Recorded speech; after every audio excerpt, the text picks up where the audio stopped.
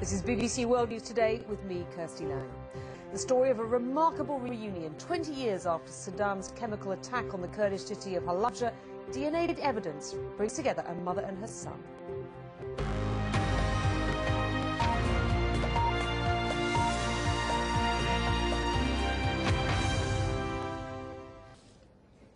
"20 years ago, Saddam Hussein carried out a brutal chemical attack on the Kurdish city of Halabja, killing thousands of men, women and children. One 3-month-old boy, Zimnako Mohammed, was taken to Iran for treatment, where he was then adopted. He started a new life and had no idea what had become of his biological family. But now, 2 decades later, DNA evidence has reunited him with his mother. BBC's TV correspondent Jihar Gol reports.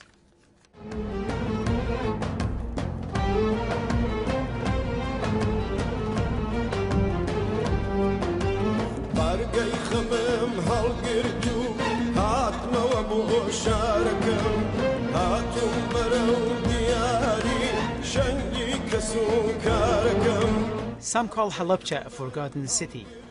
Kurds call it a martyr city. But last week it was a place for celebration.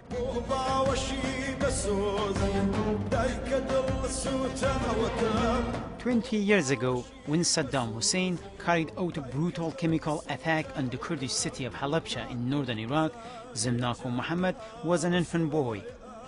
He was the sole surviving child of Fatima Mohammed, who lost her husband and her other 6 children. Zimnako was taken by Iranian soldiers during the closing months of the 8-year Iran-Iraq war.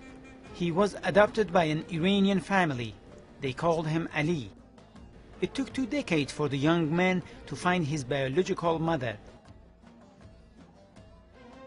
After losing his adopted mother in a car accident, last month he came back to Iraqi Kurdistan to search for his relatives. 6 other families claimed Ali as their son, but it was DNA test that proved his true mother.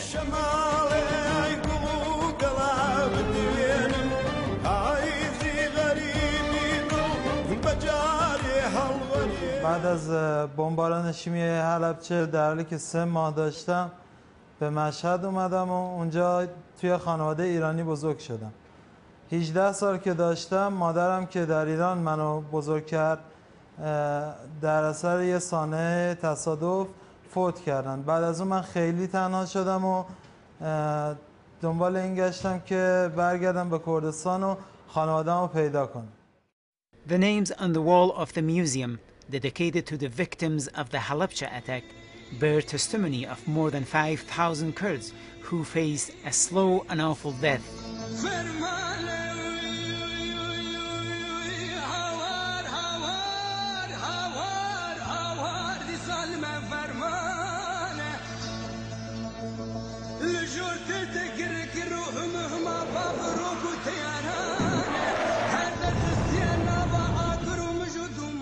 In the 80s, Saddam Hussein carried out his Arabization campaign, codenamed Anfal. Nearly 200,000 people died in Baghdad's scorched earth offensive against the Kurds. At the time, the international community, I regret to say, was silent on the issue, except for a few humanitarian organizations or individuals who maybe had a political authority or voice. There was very, very little recognition of the Anfal campaign. We want the international community to recognize Anfal as genocide because that is what it is. Zimnako's name is written on a gravestone in the cemetery for the Halabja victims.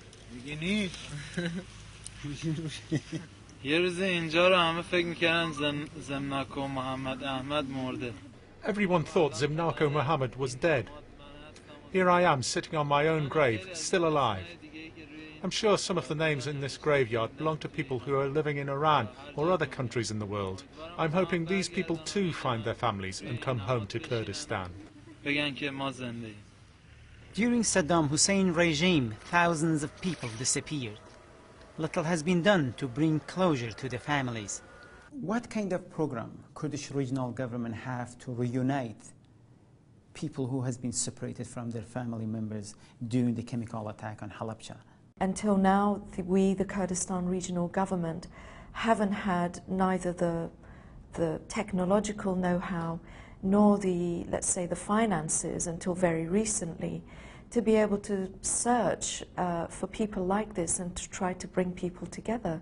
We're very hopeful that with the new technology that's available to us, and of course with the cooperation of the Iranian authorities in these humanitarian cases, that we will be able to find more children who are probably grown-ups now and reunite them with their families.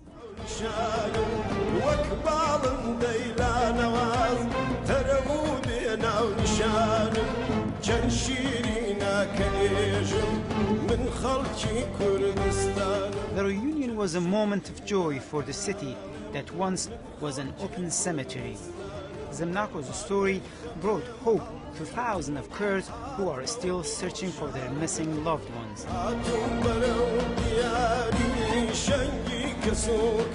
Shior Gol, BBC News.